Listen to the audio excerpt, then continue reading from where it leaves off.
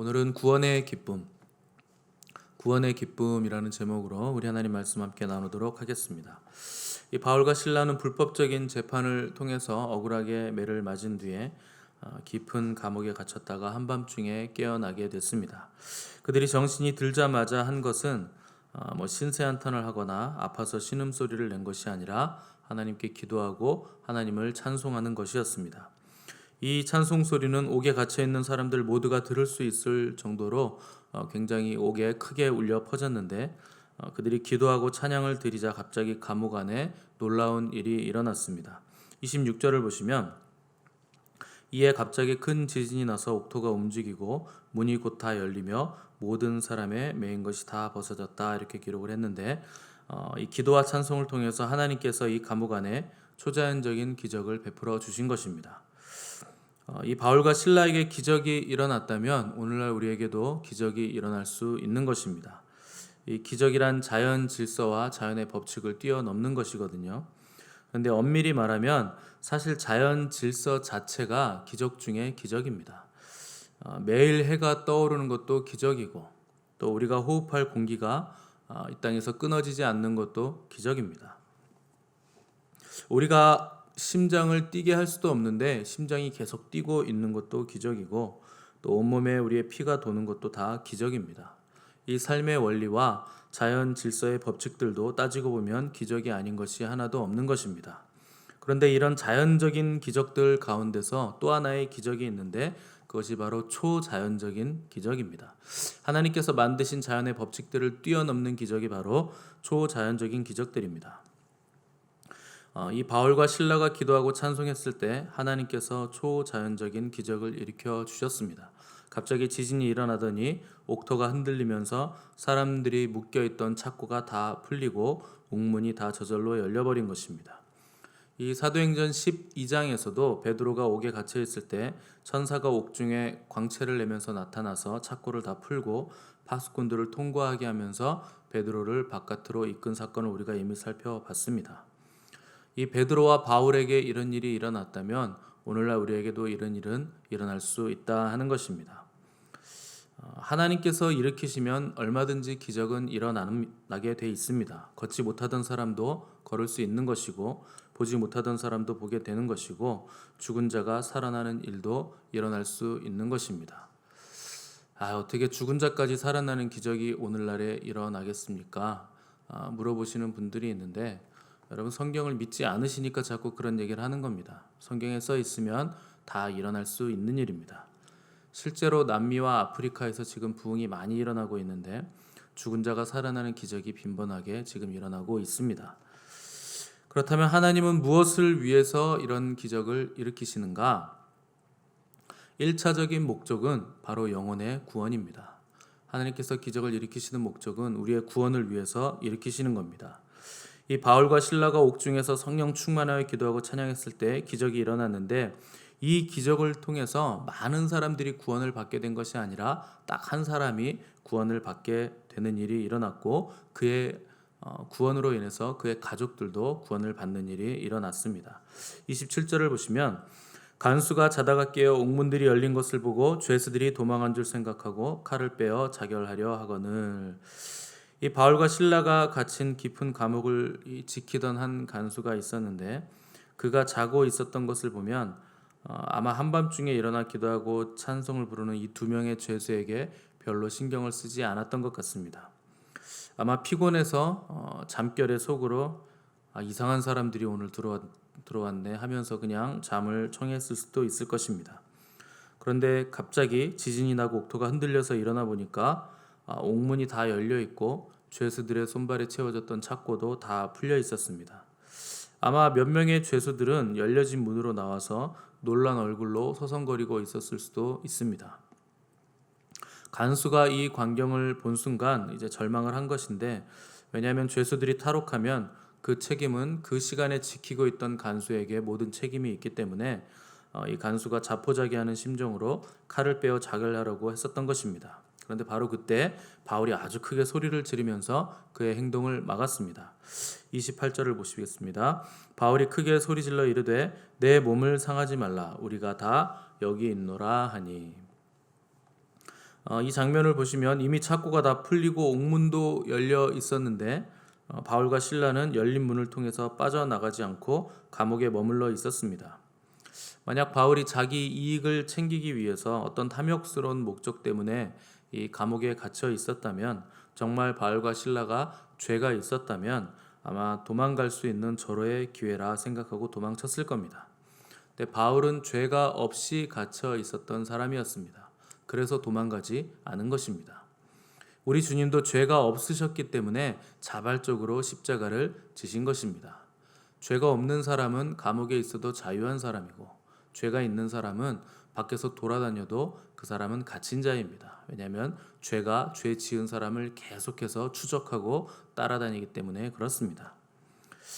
이 바울과 실라의 관심은 자신들의 안위에 있지 않았습니다. 자기 몸이 묶여 있으나 풀려 있으나 이들의 관심은 오직 하나, 생명을 살리는 일, 이 복음을 전하는 일에 집중되어 있었다 하는 것입니다.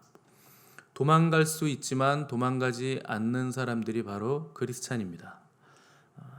목숨을 위협하는 상황 앞에서도 믿음을 타협하지 않는 사람들이 크리스찬들이고, 이익을 챙길 수 있지만 나의 이익을 먼저 챙기지 않는 사람들이 바로 크리스찬들이라 하는 것입니다.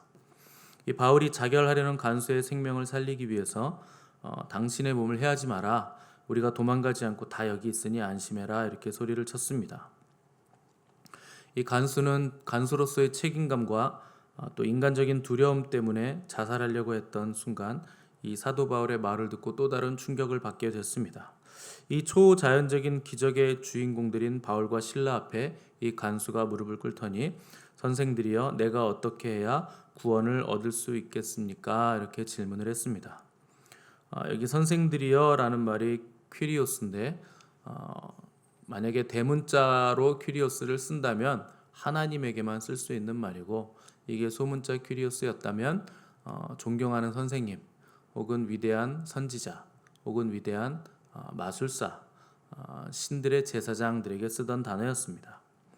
이 지진이 난 것과 옥문이 다 열린 것, 또 결박이 다 풀어져 버린 것도 놀랄 일인데, 기적을 일으킨 당사자들이 도망가지 않았다는 것에 이 간수가 더 놀라면서 아주 새로운 차원의 영적인 눈을 뜨게 된 것입니다. 어떤 사람은 갑자기 당한 교통사고 때문에 하나님을 만나는 사람들이 있습니다. 하나님에 대해서 눈을 뜨게 된 것입니다. 어떤 사람은 큰 병에 걸리면서 하나님에 대해서 생각하게 되는 경우도 있습니다. 사람이 어려움을 만날 때 그 사람들이 그 사건으로 인해서 하나님을 더 깊이 생각하고 신앙의 수준을 한 단계 뛰어넘는 그런 계기가 될 수가 있는 것입니다. 그러면 그 사고나 그 병은 그에게 축복이 되는 것입니다. 옥토가 지진으로 흔들린 이 사건이 간수에게는 아주 큰 복이 되었는데, 이로 인해서 그가 하나님에 대해서 또 구원에 대해서 눈을 떴기 때문에 그런 것입니다. 이 온 세계에는 산재해 있는 많은 문제들이 있습니다. 그런데 그 문제들 가운데서 하나님은 무엇을 하고 계시는가? 우리를 계속 부르시고 우리를 계속 초청하시고 계신다 하는 것입니다. 하나님은 그 문제들을 통해서 우리가 하나님을 만나기를 원하십니다.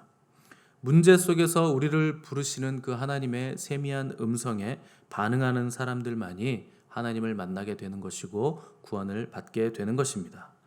이 간수의 질문은 선생들이여 내가 어떻게 해야 구원을 얻을 수 있겠습니까? 하는 것이 질문이었습니다. 이 질문에 답을 해줄 수 있다면 이 질문의 답은 인간이 가진 모든 문제를 해결할 유일한 열쇠인 것입니다. 그 답이 바로 31절에 나와 있습니다. 우리 교회 앞에도 여기 써 있습니다. 이르되 주 예수를 믿으라, 그리하면 너와 내 집이 구원을 얻으리라. 이것이 간수의 질문에 대한 바울의 대답이었고, 인간의 모든 문제들을 해결하는 유일한 해답이기도 한 답이었습니다. 우리의 문제를 어떻게 해결할 수 있는가? 우리 가정의 문제는 어떻게 해결할 수 있는가? 전쟁의 문제, 교육의 문제, 사회와 국가에 관한 모든 문제를 어떻게 해결할 수가 있겠는가? 주 예수를 믿는 것에 모든 해답이 있다 하는 것입니다. 바울은 당신이 예수님을 믿으면 당신의 가정까지도 구원을 얻을 것이다, 이렇게 대답을 했습니다.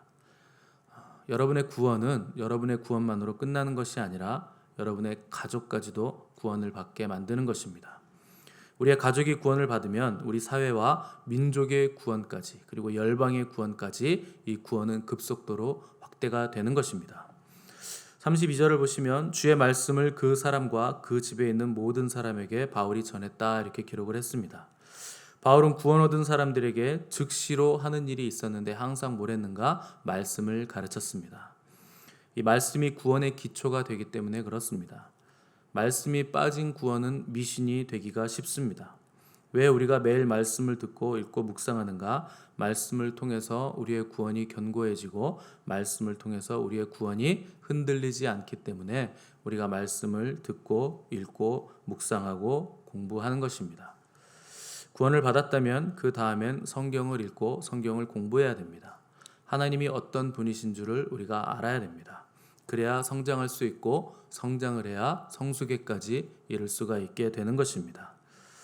이 말씀을 들은 간수가 무슨 일을 했는지 33절 34절에서 설명을 하고 있습니다. 간수가 한 일은 첫 번째, 바울과 실라를 데려다가 그들의 맞은 자리를 씻어 주었다, 기록을 하고 있습니다.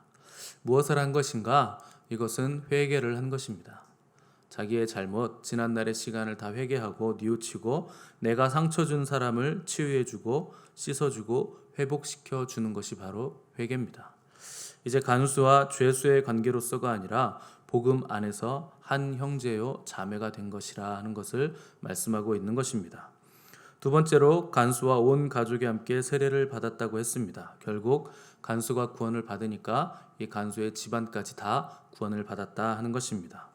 세 번째로 간수는 바울 일행을 데려다가 극진하게 음식을 대접했습니다. 음식을 나누었다 하는 것은 잔치를 베풀었다는 뜻입니다. 자기와 자기들의 가정이 구원이 임하였으니 이제 축제의 날이 되었으니 우리가 함께 사람들을 초청해서 더불어 같이 음식을 먹으며 기뻐하자 하는 것입니다. 마지막으로 그들은 크게 기뻐했다고 했습니다. 당연한 것입니다. 이 가정에 구원이 임하였기 때문에, 하나님을 만났기 때문에 아주 큰 기쁨이 이 가정에 임했다 하는 것입니다. 여러분 기뻐하시기 바랍니다. 여러분들은 구원을 얻으셨으니 구원의 기쁨을 다시 한번 회복하시기 바랍니다. 이 구원의 기쁨은 세상이 줄 수 있는 기쁨이 절대 아닙니다. 이것은 하늘의 기쁨이고 회개의 기쁨이며 회복의 기쁨이고 구원의 기쁨입니다. 이 순서를 잘 기억하시기 바랍니다. 오늘 우리에게 기쁨이 없다면 우리의 기쁨을 빼앗아간 죄가 있는 것입니다. 그 죄를 먼저 회개해야 됩니다. 그래야 우리에게 회복이 임하고 기쁨이 임하게 되는 것입니다. 회개란 하나님에게만 하는 것이 아니라 내가 잘못한 사람에게도 찾아가서 용서를 구하는 것입니다. 나 때문에 생긴 그 아픔과 상처들, 그것들을 다 씻어주는 것이고 치료해주는 것이고 싸매주는 것이 다 회개하는 것입니다. 그리고 나서 관계가 회복되고 우리 안에 기쁨이 회복되었다면 그때 하나님께서 하셨습니다 라고 선포를 하셔야 됩니다. 하나님께서 다 하셨고 앞으로도 하나님께서 하실 것입니다 라고 선포를 하시고 그리고 사람들을 초청해서 함께 즐겁게 파티를 하셔야 됩니다. 그리고 나서 함께 기뻐하시는 것이 순서입니다. 그러면 나에게도 기쁨이 임하는 것이고 우리의 공동체에도 기쁨이 임하게 되는 것입니다. 오늘 우리 안에 기쁨이 사라졌다면 어디서부터 잘못됐는지, 어디서 떨어졌는지를 찾으시고 회개하시고 또 관계를 회복하시고 다시 한번 이 기쁨을 회복하시는 역사가 있기를 간절히 바랍니다. 함께 기도하겠습니다.